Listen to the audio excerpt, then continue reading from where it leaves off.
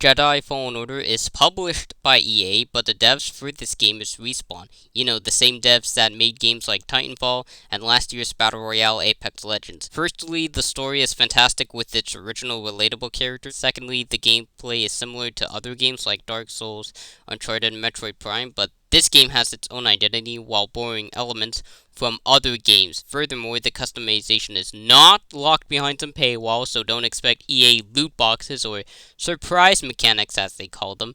Instead, you'll have to search for loot chests that gives you some cosmetics. So therefore, Jedi Fallen Order is a game that I'm really shocked by how amazing it became. Let's begin. The story is important when making any video game based on a film franchise like Star Wars, obviously. The story is fantastic with its original relatable characters, like obviously our main protagonist Cal Kestis.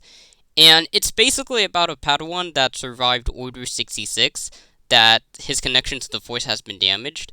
So this game takes place like 5 years after Revenge of the Sith, so Anakin becoming Darth Vader, now that the Empire has been born. The game begins with you being a Bracca scrapper, right? Cal Kestis. So you'll get orders from the droid, the boss droid, where he'll tell you and Pralf to go up to climb up there, right, to secure the cables of that ship. So you'll get there, right? And they found a Jedi fighter, and Cal's basically going to remove the dirt. I mean, the ship has been there for 4 years, so of course, to reflect on the loss of the Jedi, right? Like, the Jedi has fallen, they're dead, so yeah, and they can't be rebuilt, right? Because remember, in episode 3, I believe, right? That's when Anakin became Darth Vader, and when he became Darth Vader, everything changed. Like, Order 66 happened, so they kill all the Jedi, the clone troopers, literally kills all the Jedi. Hell, even Cal's master in the flashback mission that you'll see in this game, like when you progress through it. Cal's basically all alone, in this game at least, like he's not with his master anymore. So, Prouf and Cal are on this Republic ship, right? So, the cables for that Republic cruiser or ship or whatever, they broke, like, instantly. Just split apart. The first thing you do in the game is try and save Prouf by basically sliding and using the Force to at least save him. Like, that's a part where I was like, whoa, what the hell is happening? After you continue to slide down, right, like on that Republic ship, Cal gets stuck with those cables trying to at least hold him. Pralf is holding on, right? Like, he's trying to hold on, but he falls down anyway. So Cal uses the Force to save him. Problem is, you can't. Like, you can't just use the Force, because once you use the Force, boom, the Empire's going to hunt you down. Like, they're gonna know what you're doing. Basically, your mission, like your first mission, is to survive from the Empire hunting you down, and you'll get a boss fight. Your first boss fight will be the second Inquisitor, right? Which, let me tell you, that boss fight in a Star Wars video game, in literally the opening of the game, it's absolutely amazing because you're literally facing an Inquisitor, you know, someone who's a Jedi hunter, basically. Like, she tries to almost destroy you as if you're nothing. So after when you're finished with the first boss fight of the game, right, you're going to meet two side characters that are part of the main story. So those two are Sir Junda and Grease Dridus. After meeting them, you'll have this exposition dialogue with Cal, Sir, and Junda about how he's been alone for some time now, and the Inquisitors, like, who are they? And your main mission of this game is to rebuild the Jedi Order, which is actually your main mission, though, in this game. He calms down and rests.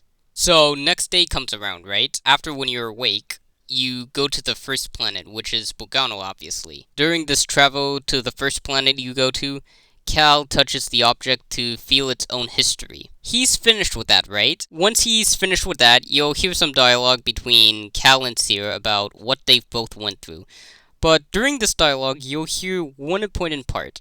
I wanted to hear this important part because it's going to be important later on in this game. Something happened to me during the purge. I survived, but my connection to the Force is damaged. When I meditate, if I let my guard down, I lose control. You see there? What that means is after he survived a purge, even losing his master, this means he lost his abilities So that could mean he has to remember them again. And he's been alone for a very long time, right? So while he was alone, he was forgetting those abilities.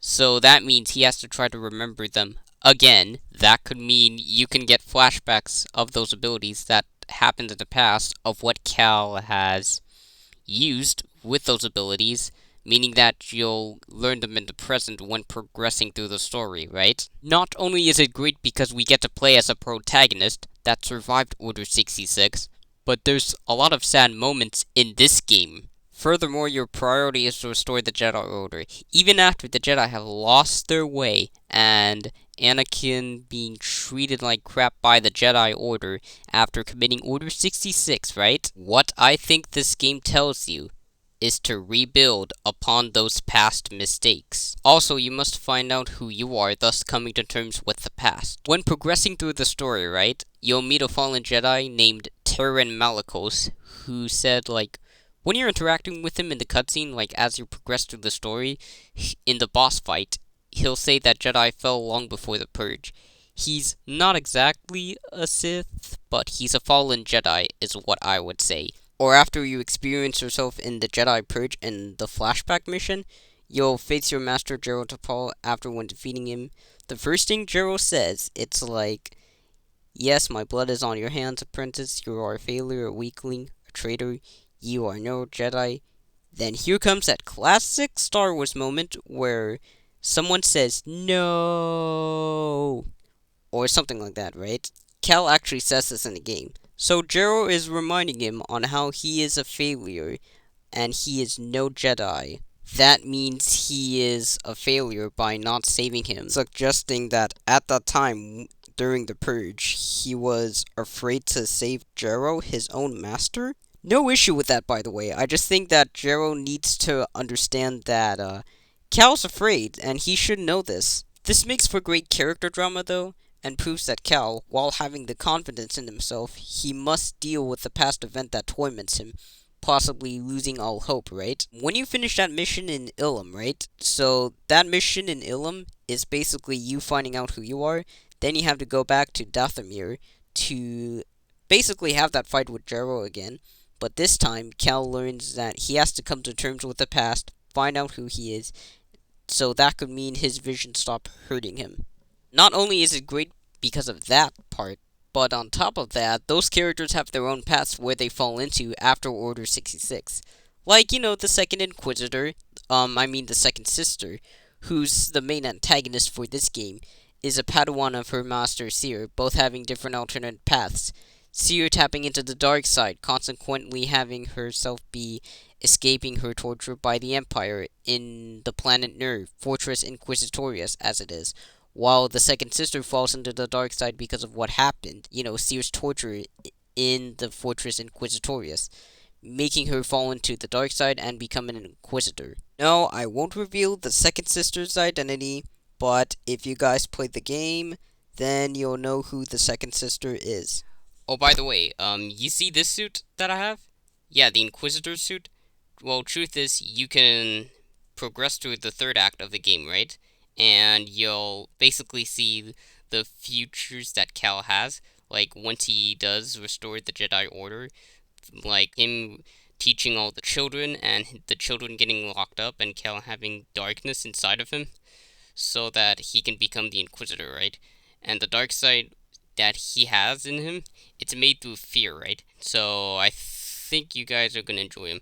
And by the way, this suit, you can play with it, except only in New Game Plus mode. So yeah, I just want to clear that up in case if you guys wanted to play as this version of Cal with the Inquisitor suit. Gameplay in this, it's equally important when you make a Star Wars game. So the gameplay in this, like Jedi Fallen Order, it's similar to other games like Dark Souls, Uncharted, and Metroid Prime, but Jedi Fallen Order, it has its own identity with the gameplay.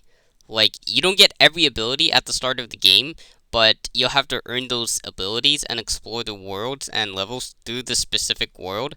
Like, it's similar to Metroid Prime, kind of, with the main character Samus and how it encourages you to explore those worlds and search for secrets like in the Star Wars universe, and technically earning those abilities like as you progress through the story. So that could mean, for example, like the force pull or double jump, and also maybe the lightsabers, like the double bladed lightsaber and the split lightsabers. Like you can use one lightsaber to technically throw it, and yeah.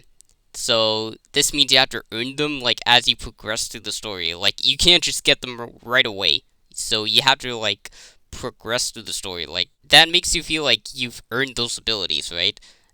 And the combat and mazes in this are similar to Dark Souls and Uncharted.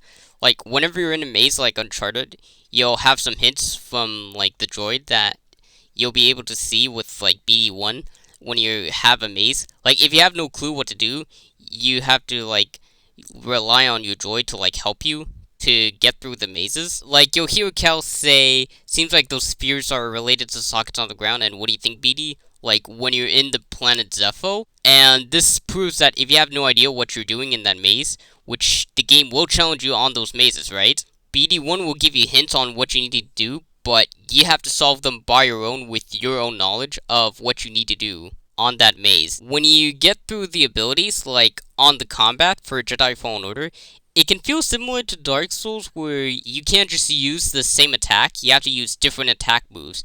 And the lightsaber gameplay can feel similar to Dark Souls, but when you use the Force, like say for example, when you pull the enemy, right?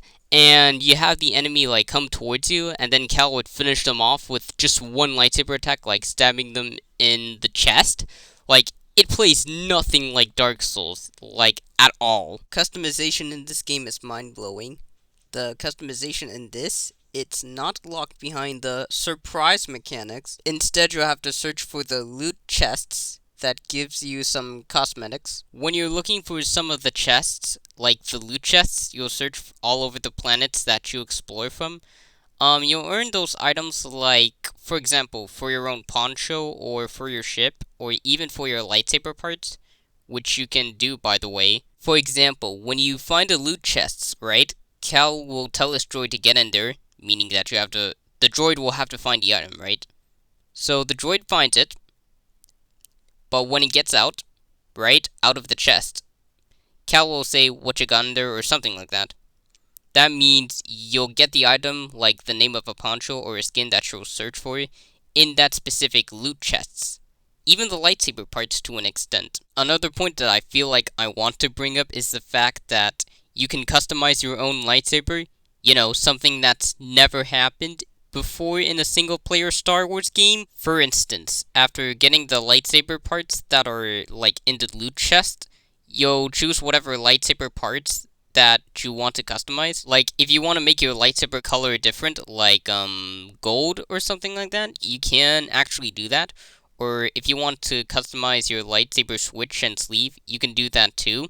Like, as you saw in the gameplay footage that I've shown. My point is that the player choice when it comes to the customization and creativity matters in the grand scheme of things. Does it have issues? Obviously, yes. The graphics are outdated, kind of. The human models in this, they're pretty good, though you're gonna see some models that look off. Like the Wookiees, for example, in that, Kashyyyk mission. They look okay, but they look like previous gen, like a game that came out like 5 years ago. That's one of my issues with Jedi Fallen Order, is the graphics seem outdated, kind of, with the models looking off. Like, not all of the models, just some of them. Another issue that I have is the game is buggy and glitchy. It's not game-breaking, but from time to time, it's still noticeable, and it might hinder your experience, so do keep that in mind. In conclusion, here are my overall thoughts on Jedi Fallen Order. It's a game by EA that I'm shocked they would even publish a great single-player game. Because remember, before, EA said that single-player games are dead. I mean, go figure. But I'm glad that EA did a complete 180 and handed the reins to Respawn to do a single-player Star Wars game.